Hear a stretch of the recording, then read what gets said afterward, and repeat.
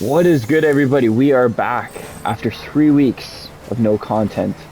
We are back at you with another straight up review. Tonight we are reviewing Death Stranding Director's Cut on PS5, and I've been looking forward to reviewing this one for a while. This game took me a while to complete. I've played through the whole entire thing on my channel if any of you guys want to check that out. And so I really wanted to get my opinions, thoughts, pros and cons, and a verdict in one of these straight up reviews for you before I delete it. And yeah, let's dive right in. So, as for the pros, this game is one of the most graphically impressive games I've ever played, ever. Like, look at this thing, and how smooth it runs, everything like that. It just like the mountains, man. I'm at a loss for words right now talking about it. Like, look at all this shit. It's insane. The graphics in this game, the cutscenes, and just you'll be in awe playing this game the whole way through. It is pretty graphically impressive, and just everything looks perfect. The main base of this game, you're going to be doing a lot of walking, a lot of delivering, and so you have to deliver a lot of packages in this game, and you'll have to walk for long durations.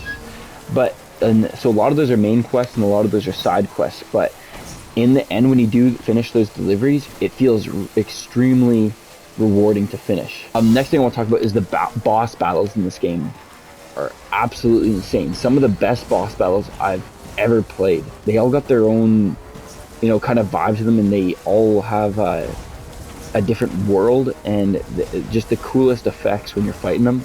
It's you have to experience it for yourself, and I don't want to, because there's only 6 of them in this game, and I wish there were more, but I don't want to spoil them, so I don't really want to show any gameplay of that. So I'm kind of just moving around, free roaming the world right now in this game. The soundtrack is really nice too. It's from a lot of composers and producers that you likely haven't heard of before, which makes it really unique. And so I really like that. But the thing is they only come up every once in a while. But when they do, I really enjoyed the music in this game. Music done in no other game, which is really neat. The next thing I want to talk about is this game makes you move with purpose. Whenever you're about to make a delivery in this game, you have to take care of everything. You have to take care of all your packages and everything. So that's why I say you move with a purpose when you play this game. You have to be so careful of packages getting broken, and you have to be really careful about just like, walking across rivers and everything like that. You have to be, and so you have to move everything with a purpose, and I kind of like that because, look at this, see? I'm about to get screwed over right here, right on the way. So these here are BTs, and they are pretty much your main enemy throughout the game. Souls of the dead, and they will interrupt you lots as you're trying to deliver packages. And so that brings me to my next point of there being a lot of really cool enemy types in this game. Like, look at this. See, you can't tell me another game where it has enemy types like this. I think it's some of the coolest stuff. And watch, if you get caught, it's one of the coolest things ever. Check this out. Look at the cool animation this does.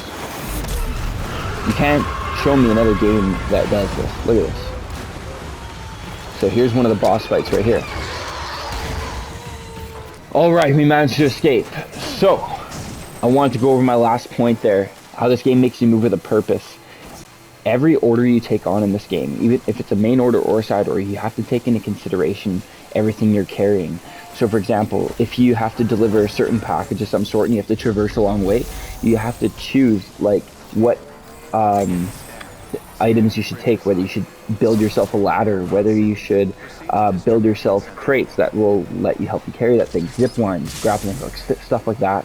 And you can only carry so much, so you have to really be picky about what you choose to traverse with. The last point in my pros is that this story in this game is extremely captivating. It really had tons of emotion in every cutscene, and dialogue, acting, all that stuff was pretty perfect, I gotta say. And I don't want to give too much away in this story. I want people to experience it for themselves like I did. Like, I walked into this game having absolutely zero clue what it was about. All I knew it was just some Norman Reedus, the character you play as, just walking around an apocalyptic world. And So I'd rather people go in and see for themselves what this is all about. But the story is probably one of the most impressive and original ideas I've ever played in a game. So I strongly recommend it if you're looking for a great story game. As for the cons, I felt that the inventory system in this game took a while to learn. Like, there was a lot of stuff here. Like, in your inventory, when you're navigating through things and stuff like that, it gets complex. Like, I'm telling you, if you are new to a video game and you pick up this, I could see someone having, like, being so confused and lost what to do. It took me a while, and especially if you take a break, it takes a while to get back into. When I got back into playing this game regularly on my channel as my walkthrough, then I got back in learning how to play it and how the whole inventory system works. But yeah, it takes a while to get used to. I felt that some of these cutscenes and chapters were really drawn out sometimes. If you want to watch a movie instead of playing a game, then you might really enjoy that. But personally, I didn't. Like, some of these times I was just watching the cutscene, and I think I had my controller down on the table for like 20 minutes sometimes, and I was like, man, is this cutscene ever going to end? Oh, I was just wanting to get back to playing it.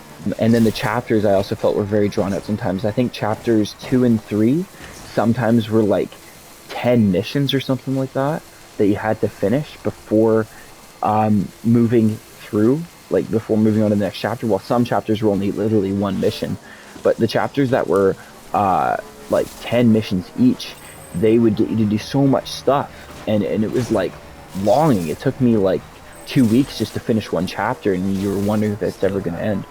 I personally wanted more combat sequences. There's only select times where you get have any combat encounters. There's certain chapters where that's all it is there's combat, but it goes by really quick. And then there is chapters or parts when you're just free roaming where you'll get attacked by people and stuff like that, or BTs, which is the kind of afterlife, which I don't want to discuss too much into. And I wish that there's more, because the gunplay in this game is perfect. Like, I really enjoyed the combat, how it felt. I just wish that there were more sequences that utilize that. Alright, my last point in the cons was this game felt really longing sometimes. Like, some of these missions literally took probably 2 to 3 hours to finish, just to do one delivery. And that was after later in the game you unlock things like zip lines or stuff like that to help you move around the world quicker. Or the motorbike or cars, stuff like that. It was crazy how long some of these missions were. And I felt like, that was a lot. Just moving around from one end to the other, it was like literally just, you're sitting there and you just have this direction to get to, but it takes you like 2+ hours to get there. And that's why a lot of people will compare this game, calling it a walking simulator, because a lot of the times it does feel like that. And so, yes, this game is amazing. I truly enjoyed playing through this on my channel, and I was very captivated by the story, wondering what's going to happen next. But if you aren't in it for a long story and you're looking for a game with good combat, like crazy, and high impact action and all stuff like that, I don't think this would be the game for you. Alright, as for the verdict, I am giving this game an 8 out of 10. I was very impressed with everything this game had to offer, to be honest, and you can tell how much work went into this game, and you can't not appreciate it. I don't think this game is for everybody. If you're looking for something with a lot of high impact action, and you think that that's kind of this, I don't think it is. You have to really be engaged in the story and engage with the characters in them to really enjoy this game. I did the whole walkthrough on my channel for anyone that's interested in checking it out. And I have more walkthroughs to come with games upcoming, and so feel free to check those out, and I will catch you all in the next one. Thanks to anyone that tuned in.